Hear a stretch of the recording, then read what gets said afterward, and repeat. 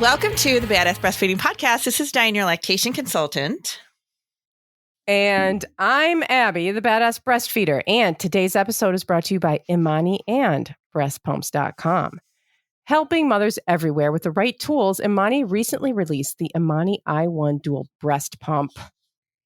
And today's episode is also brought to you by Original Sprout. The classic hair gel is made with apple and apricot extract while hydrating hair with cucumber, securing even the most elaborate hairstyles. And we'll hear more from our sponsors later, but you can head to badassbreastfeedingpodcast.com and check out our sponsor page if you need anything. Check there and see if you can give any of them your business because they make this podcast possible. And while you're there, scroll down and enter your email address, and we will send you episodes straight to your inbox every week. And now Dianne has our review of the week. Yes, and this comes from iTunes, and this person says, wish I found it earlier. I didn't find this podcast till after I had returned to work in my breastfeeding journey. Luckily, I had supportive family that encouraged me, but this podcast would have helped my stress levels so much. We are 7 months in now and so proud of my booby-powered baby. This podcast reminds me that everything I'm doing is normal.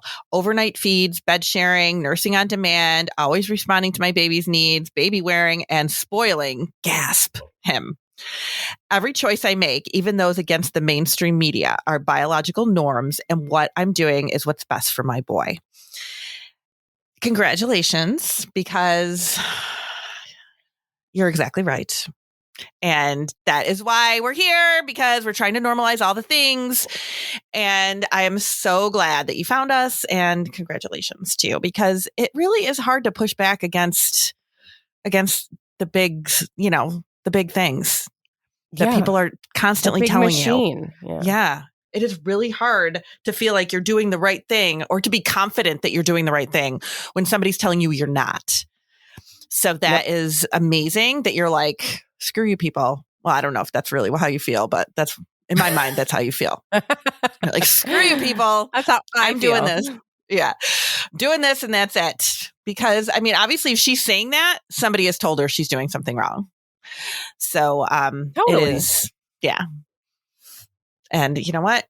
There is, and I'm just going to put this out there too, because I was thinking about this the other day when I was answering emails, and I get so many emails where people are like, what am I doing wrong? What am I doing wrong? I must be doing something wrong. You're not. I promise. You're not doing anything wrong. The fact that you are if you are responding to your baby, if you are trying to give your baby breast milk in whatever way that looks like to you, I mean, you're not doing anything wrong. There are no rules here. People think there's like all these rules around like breastfeeding, and it's not like that. You aren't doing anything wrong. I promise.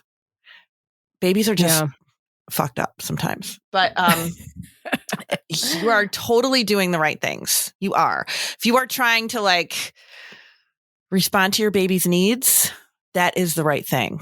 And that's it. Like, what was that one thing? I'm sure you know what I'm trying to talk about.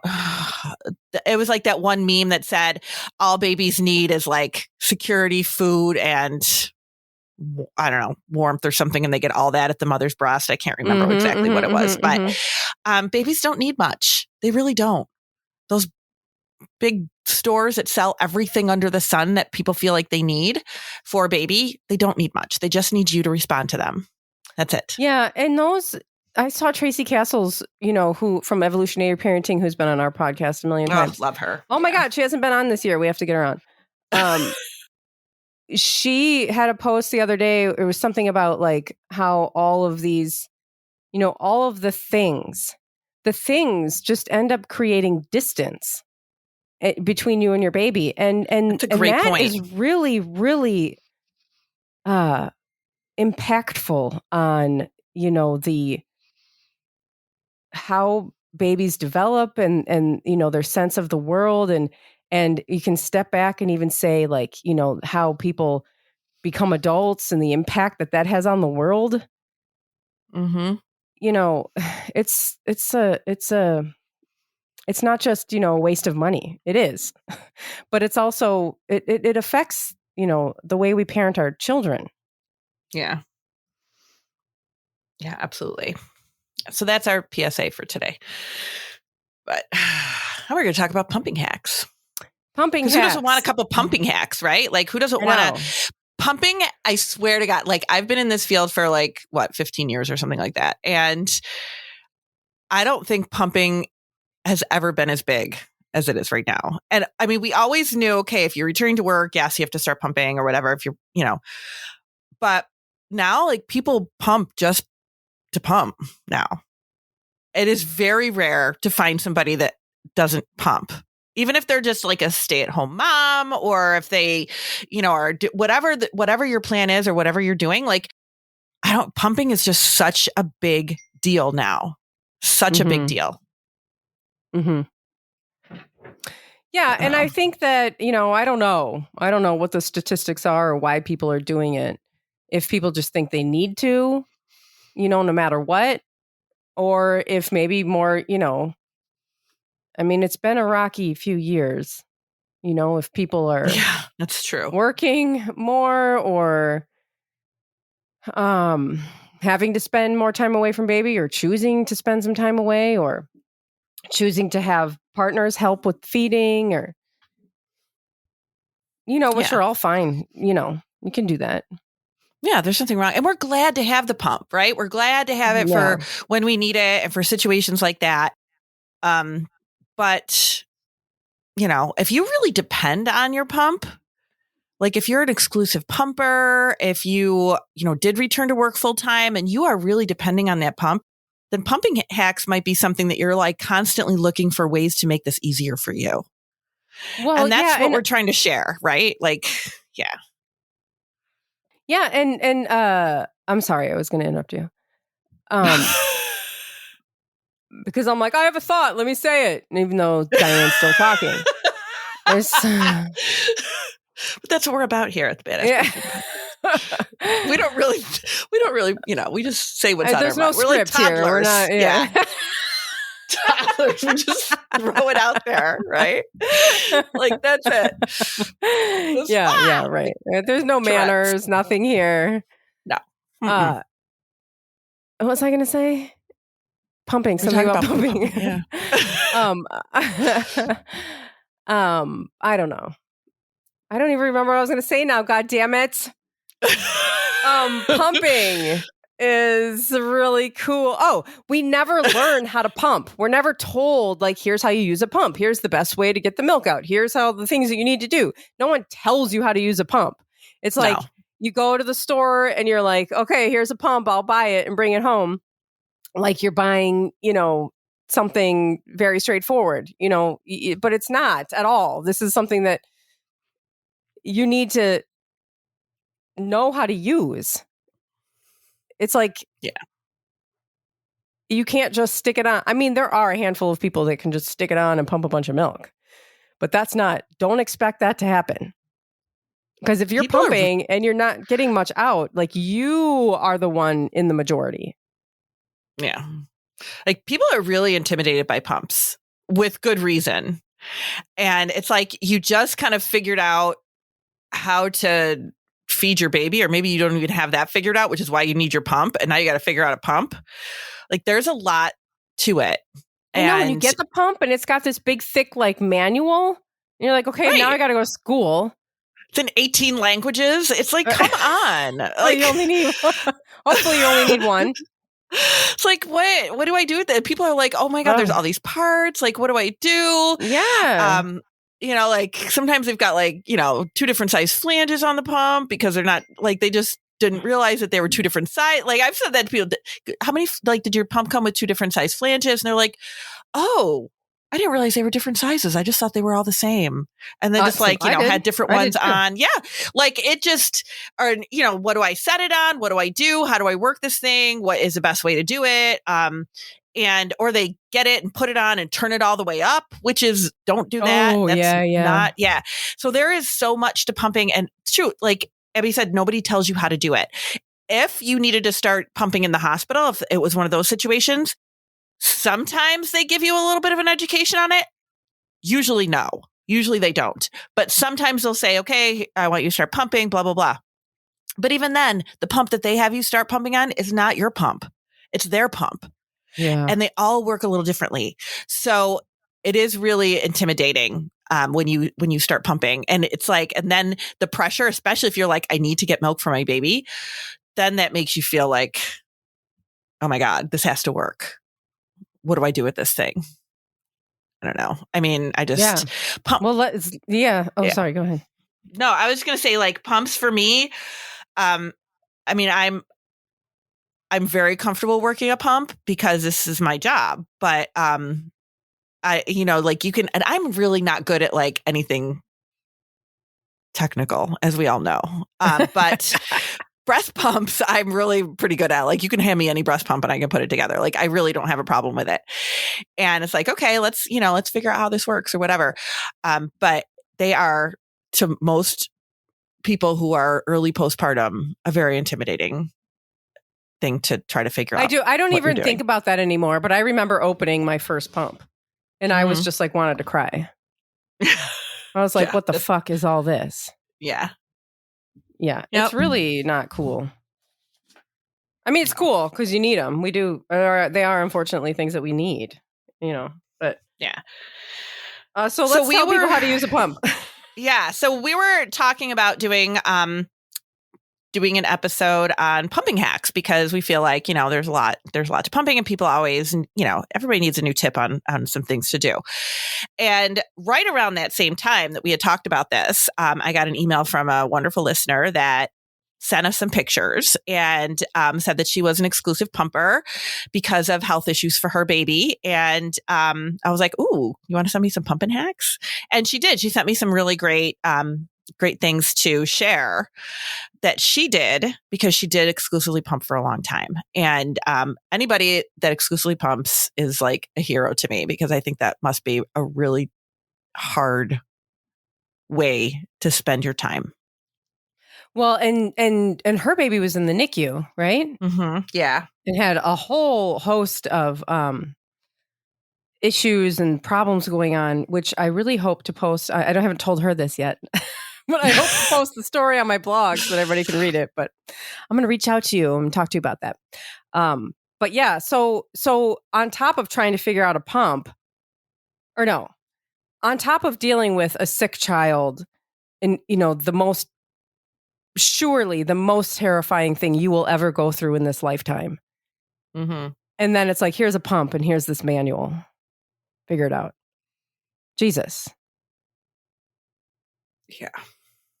That's that's rough. Yeah. I can't even imagine. I just can't. I can't either. So, should we start with hers? Yes. And I'll see if for sure we have anything to add. Yeah. Okay, go. So the first thing she puts, yes, elastic nipples and wearable pumps. Absolutely not. I recommend Pump and Pal's silicone flanges for elastic nipples and to follow their directions on how to use. They are hard to get used to, but as an exclusive pumper, only 1 to 2 days and you have it down. It's worth the investment. All right. So let's talk about elastic nipples for a second, because sometimes people are like, what the hell is that? Elastic nipples. I'm sorry. No, at first I thought it was like a product. Because it was like, it was like product. It was like elastic nipples and wearable pumps. And I was like, oh, what's elastic nipples? Oh, wait, no. I see. Okay. Yeah. So elastic nipples is where, and sometimes maybe you didn't have elastic nipples, but if you're an exclusive pumper and you're pumping 10 times a day, like that might definitely start to cause some elasticity in your skin. So elastic nipples is where your nipple is just like being really drawn into that flange and it's uncomfortable. And it's really hard to find a flange that fits with elastic nipples because things just it just doesn't seem to fit right. So Pump and Pals are really good for that. I don't want to promote products or anything, but that is good for that. And all they are is they're just a different style of flange. That's all.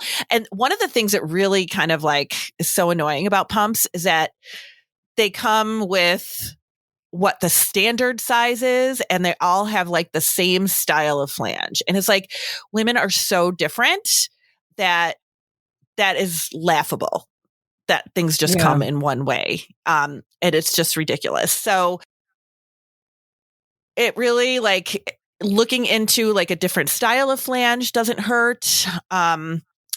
Pump cushions are another thing that are really helpful with elastic nipples. And those are just like a little silicone cushion thing that goes inside the flange. And those are good if you have like, if you're just like between sizes too, if you just like can't find a size that really you feel like really fits you well or is doing really well for you, then sometimes those pump cushions are really helpful. Pump cushions are pretty good. And it is. What are you trying to do? I would love to have a pump cushion as a sponsor. Like I would love that. Okay, please contact really us cool. because it was funny before. You're like, I'm trying not to promote products, even though we do. But when we promote products, they are like thoroughly investigated and they pay us. So we're transparent here. We do get paid by our sponsors. That's why we are here to give you this episode. But exactly. Anyway, just wanted to say that. But that would, they're really helpful. I wish, and this is my wish put it out there for every pump company that might be listening to us. I wish that all pumps came with all sizes of flanges that were made. Like, I feel like pumps are expensive enough that they should just come with every single size flange so that you can switch them out based on what you feel is best for you instead of having to buy more flanges. But, we live in a capitalism, so it's not going to happen. Yeah. I mean, we're all in it. So, yeah. Do you want to do the next one? Oh, sure. So I like this one. I love this. Yeah. Refrigerate your pumping parts and only wash them one time a day. I recommend having 2 to 3 sets always. So, 2 or 3 sets that you're using daily. Parts. Yeah, that you can probably switch around.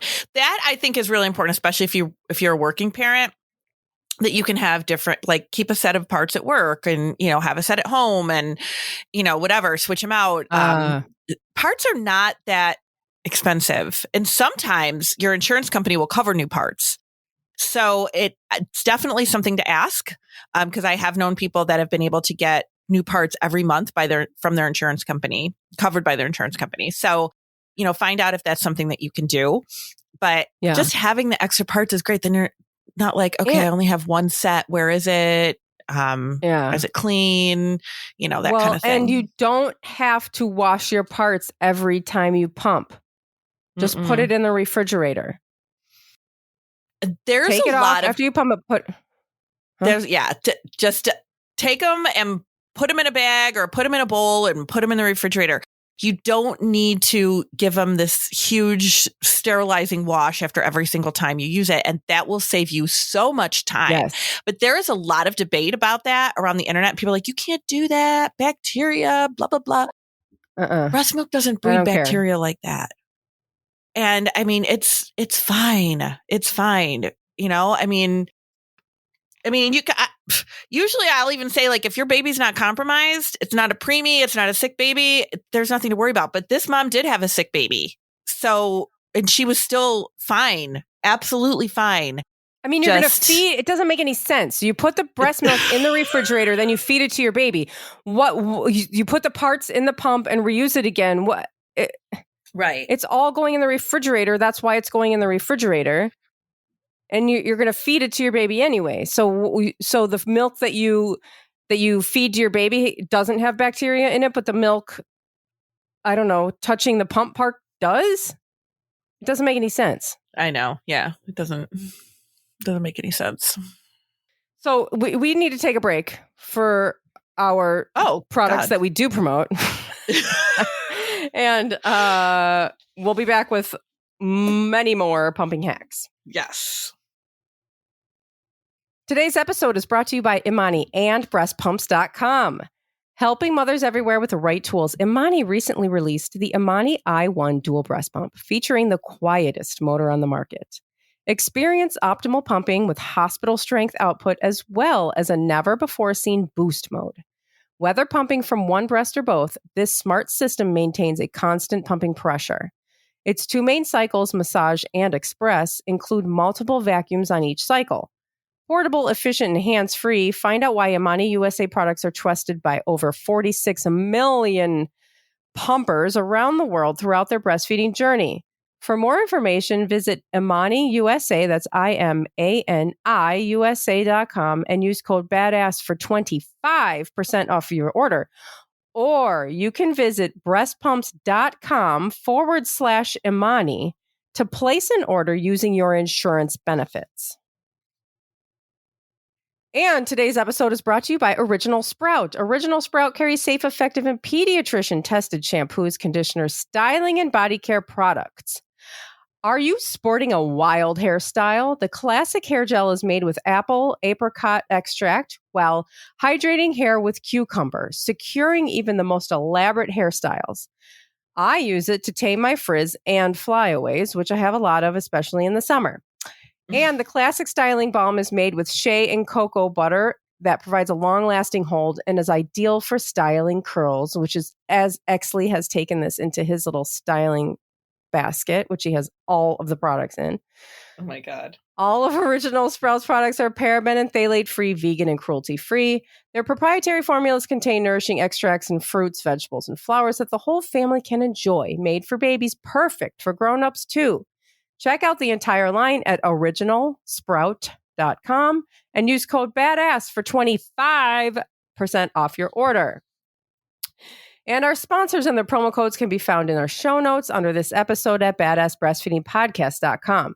Our show notes will also include further information about things we talk about in this episode. You'll also find our breastfeeding resources, all of our other episodes, and information about scheduling your very own one-on-one online lactation consultation with Dianne. Okay, we're only on on hack 3. Yeah. Okay. Yeah. Go. All right. Have a portable pump and always have the bag stocked with a couple sets of clean parts in a Ziploc and another Ziploc for dirty. Always have a cooler to keep your pumping parts and if you need to pump more while you're out. So portable pump, all we're saying here is like one that doesn't need to be plugged in. Like, and there's a lot of pumps now that give that option. They have a, battery life to them or whatever, so that you can pump if you need to. You can, if you're going somewhere for the day, you can have a pump with you. I know a lot of times people like those wearable pumps. That's a whole different conversation that we can have if we have time to have it, but that's totally different. So having making sure that you have, and this is one of the things that the extra parts is important for. And when I used to work in the hospital, I remember sometimes people would come that worked in the hospital in different areas of the hospital would come down to our lactation office every now and again. They'd be like, I forgot my membranes for my pump, or I forgot, so it's like, you want to have an extra set in your bag in case you do forget them, because you're just, it's good to have. And if you don't have it, your pump won't work. Like, you need to have all the stuff for your pump to work. Yeah. And that is really going to be important when you're trying to get as much milk out as possible. Mm-hmm. Your pump needs to have the working parts. Yes. All right. Reading from her email. I see a lot of moms on TikTok using what they call the pitcher method. When they pump, wait for it to cool and then dump it all into a pitcher. This sounds like so much work. I just filled up the bottles to the desired amount that I pumped directly into, and the leftover milk I would set aside in the refrigerator and end up freezing a full bag's worth. I always kept 5 grab-and-go bottles in the refrigerator at all times so that any more that I pump, I would immediately freeze. This way, I could just take what I needed for bottles if we had to leave in a rush or for the night. Much easier and save time this way.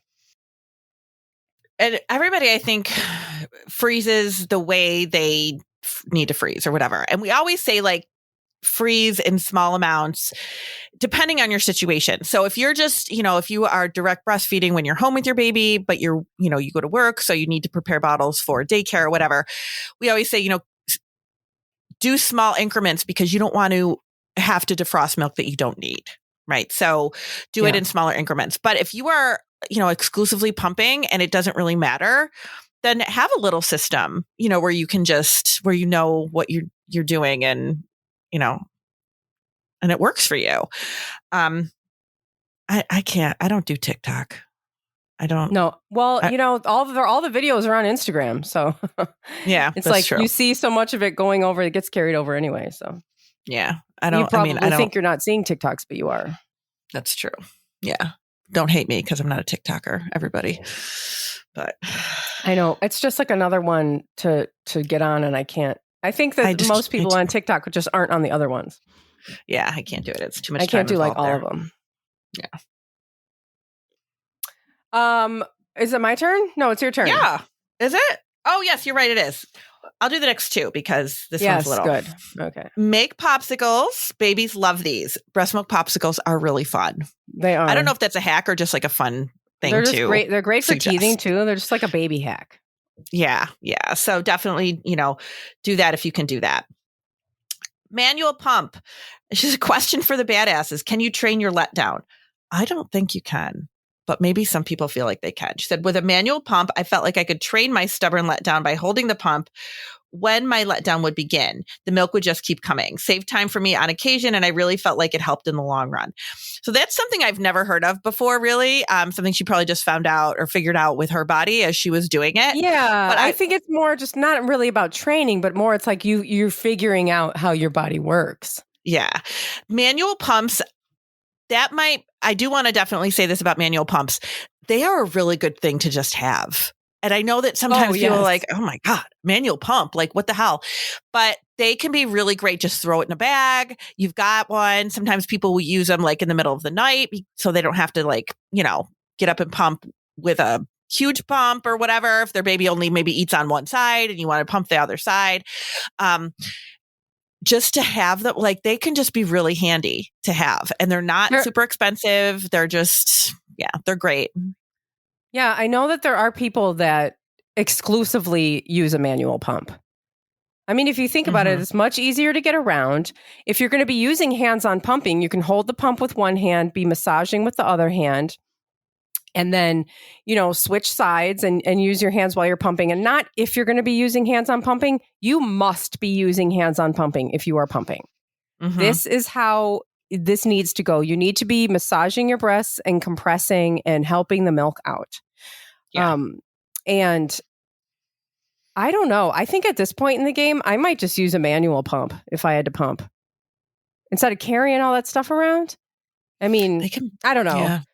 But there's people, if you have to pump multiple times a day, you're at work or something, okay. But I don't know. Manual pumps, though, I definitely think that's they're definitely more time consuming because they're not you do have to do one side at a time, which is why sometimes it's okay if you're pumping a lot. But they are seriously great. If you're just going out for the day and you want to bring a pump with you, I would say just have something like that. Keep it in your car if you forget a pump or whatever. They're just easy and they don't take up much space and they're just easy. I mean, I don't know what else to say about that, but they're a good thing to have. Yeah. So she's talking about pumping bras. She really likes Kindred Bravely, but I will say there are a million out there. So getting a pumping bra to be hands-free so that you can do your hands-on pumping. Absolutely. Yeah. Yeah. There are really, really good ones out there now. They did not have pumping bras when I was pumping. I didn't even know that was a thing.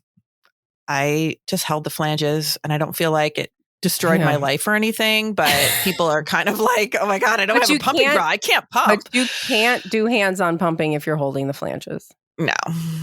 Only if you do one side at a time. Yeah. Right. And you can make your own. You put on a sports bra, yep. Put a marker mark on your tip of your nipple, take it off, cut a little bit of a hole in it, and then you can stick your flange in that way. And easy peasy. And I will say too that I don't always trust those, how a flange fits with a pumping bra. I mean, I think we just go, okay, I'm going to put my pumping bra on and then just kind of put my flanges in there and just, email or work or whatever while I'm pumping. But I feel like sometimes the flanges aren't really secure to your breast. They don't really, they just don't adhere to the breast tissue like it would if you were holding them or positioning them. Well, and this is, I think, why you have to find one that fits really well. Yeah. And people don't do hands-on pumping sometimes with a pumping bra because then they're like, well, I've got the bra on, so I can't really do the hands-on pumping. I mean, yeah. So definitely find one that works for you, that's comfortable. They can be helpful. They're not necessary for pumping. They really aren't, but they can be super helpful. So, ask the hospital for spare pumping parts if you have the same pump. I started pumping right away when my baby was taken to the NICU without me. And this is something too that I'll sometimes ask people like, oh, did they have you pump in the hospital? If you pump in the hospital, take those parts home with you. Take them home with you. Even if it doesn't match your pump necessarily, because you never know, you might end up using a different pump somewhere down the line, or it could still sometimes like things do match up a little bit, or you can use a tubing, there's going to be something that you can actually use with those, with that, the pump parts, but definitely keep them. Keep the pump parts if they have you pumping in the hospital, because they'll just throw them away. They'll just throw them away. So yeah, just keep them. All right. The next one, she's talking about hands-on pumping. Massage gently, but most importantly, hold. So that's a compression. So you're massaging and then you're compressing, which means you're holding the breast down until the milk stops flowing.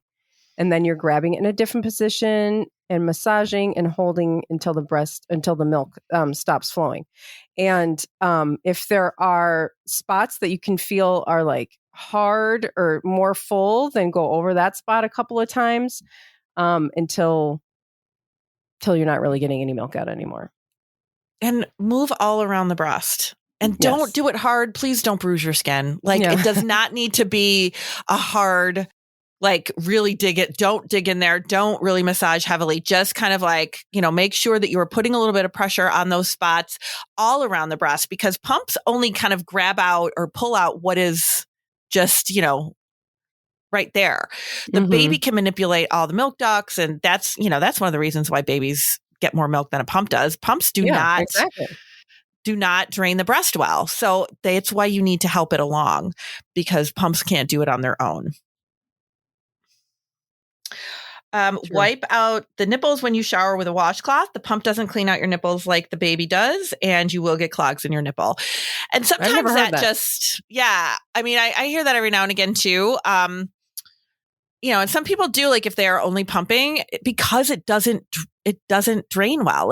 Your breast just doesn't drain as well with the pump. So sometimes you will get clogs or you will get plugs, especially in the nipple there. And that just kind of, it is what it is. I kind of feel like maybe hand expressing might help a little bit with that, because that's a little bit better than pumping too. And that, you could always hand express a little bit. Sometimes people will hand express a little bit after they're done pumping, and that'll get you even a little bit more milk. Mm-hmm. But just another little hack that you can do. Yeah. And I think that's all of hers, right? That was all of hers. Yep. So I wanted to, like I said, I had mine about hand expressing, because that can really be helpful. And especially if you are in the hospital and you need to get some colostrum for your baby, or your baby's not latching well or whatever, hand expressing is way more productive than pumping in the first couple of days of your baby's life. Pumping is not good with colostrum at all. It's too thick. It doesn't pump well, and it's sticky. So it just kind of sticks on the flange. But hand expressing is way, way, way better and way more effective. So that is definitely something to do. And then after your milk comes in, hand expressing can be way more productive. And I think people just kind of steer away from hand expressing. They don't want to, or they don't feel like they can do it well. It's kind of something that you need to get comfortable with figuring out how to do. But there's tons of great videos. I can put one in the show notes too. Mm-hmm. And it can be a really important part, and it can be a really important piece to pumping, because that can help you along. So help you get more milk. Yeah. I wanted to add a couple of things. Okay. We talked about the right size flange, but let's talk about it again. Flanges come in different sizes. Mm-hmm. And you need to have the right size. Otherwise, the milk is not going to come out right. Or it's not going to be comfortable. Yeah, it's not going to be comfortable. If your whole entire areola is being sucked in to the flange, then it's too big. If your nipple is rubbing on the side, then it's too small. And there's ways to measure and stuff, but if you have a couple of sizes, just try it out and find one that's comfortable and seems to fit well. And I mean, the areola, if the areola is really being pulled in a lot, that is elastic breast tissue. Like that can be a sign of elastic breast. Some of the areola can be pulled in. That's fine. Because if you think about it, the baby's also on the areola too when they're nursing. They're not just on the nipple. Mm-hmm. But the whole entire no, that whole entire thing should not be. Yeah. Or it's up too high. And that happens a lot. And I'll talk about that after. Yeah. That could be my next thing to talk about. Oh, I thought you were still. I am. Just thought I'd say I would talk about it, but we're on the sorry. topic. I'm just talk about it. Totally. All right. So sometimes people will turn the pump up too high. That is especially if you haven't had any guidance with the pump, you don't know how to use it. You're just kind of like testing it out, whatever. If it's up too high, you can absolutely damage breast tissue. Sometimes people come to me because they have pain with nursing or pain, and I'll be like, all right, what's happening with the pump? Because sometimes that's what it is. It's not even the breastfeeding that's causing their pain. It's the pumping. So if you put it up too high, that you really do have the potential of causing some damage there. So start it very low. And then as you're going, you can probably add a little bit more. I always ask people, is pumping comfortable? Because really that's kind of the bottom line. It should be comfortable. If it's pinchy, if it's painful, then that is not okay. And we need to figure out why that's happening. It's probably a flange or it's the pump is up too high on its vacuum. Sometimes people ask what should I set my pump on? I mean, that's different for everybody. Really, it depends on your comfort level, your sensitivity. It really does depend on what you feel is comfortable for you and what's doing the best thing for you. So if you might have to play around with it a little bit at first, just to see what works best for you. So, yeah, absolutely. If it's hurting, then you think, if it's hurting and you're like, oh, I have to have it really high though, just deal with it, deal with the pain. No. Yeah, no, that's not okay. Silly. Yeah. I was just wanted to add knowing what to expect. Because, oftentimes, so many times we're getting messages of well, I'm only pumping 2 or 3 ounces.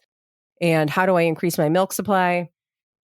2 or 3 ounces is a really great amount to pump.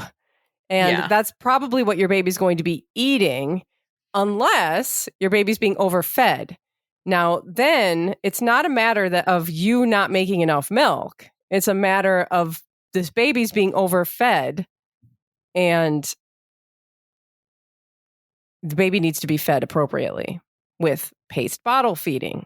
It's if I could make one of those those circle things with the arrows that go around in a circle, this leads to that, to that, to that, to that. Yep. This is all so much. It's all so related. Milk supply when you're pumping is often an issue with overfeeding, which is an issue with the not proper bottle feeding by the caregiver, which is, it is just all leads to each other. So these are things that you're going to have to monitor.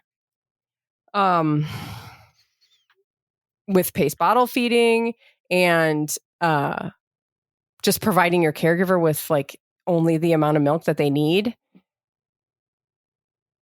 Mm-hmm. A couple of other things that I hear from people that I really like is if they're, when they're at work, if they're having a hard time pumping or whatever, people will do things bring something that smells like their baby or look at pictures of their baby or little videos of their baby, which can help bring on a letdown.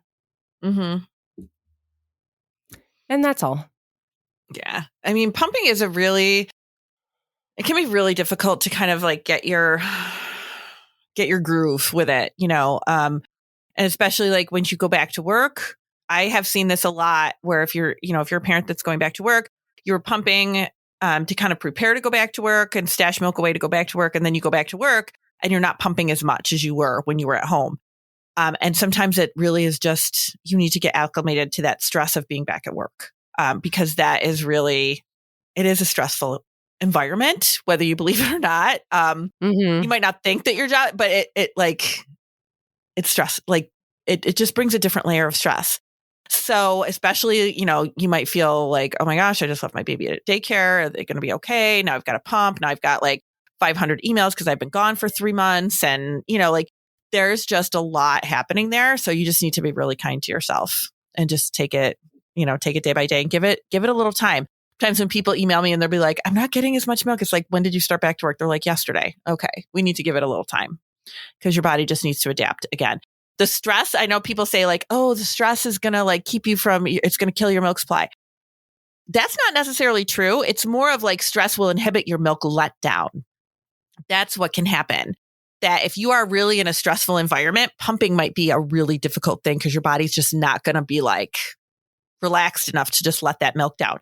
Over time, that will cause milk supply problems because you're not able to drain the breast. You're not able to get that milk out because it's just not letting down. So it really is more about like figuring out how to make pumping work for you in an environment that might not be ideal, which unfortunately we have to do that way too often. But, yeah. Well, and that's where the whole bringing the pictures and videos of your baby to watch or trying some deep breathing or some meditation or, but this is like something that really gets to me, like this whole, like, it's all on us to like be calm and to like, we're not doing enough self-care to be, to like, have good mental health and to be calm and stuff when we're in this world that is so completely stressful.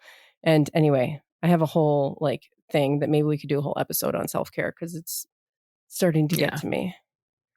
Yeah. That's a good idea. Anyway, so all the things that you can do. And again, like Diane said, be kind to yourself because this is like the whole entire thing is just working against you.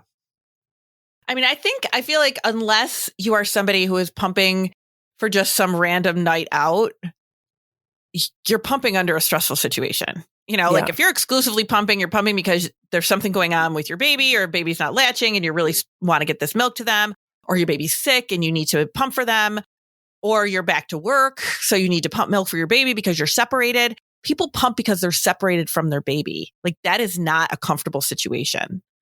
So it's really like we just expect so much from ourselves. It's just, I don't know. It's ridiculous. It's wild and crazy out there. Yes. You're doing a great job. You are. You're doing great things. And I hope this was helpful. I hope you found something in here that is, something that you can try.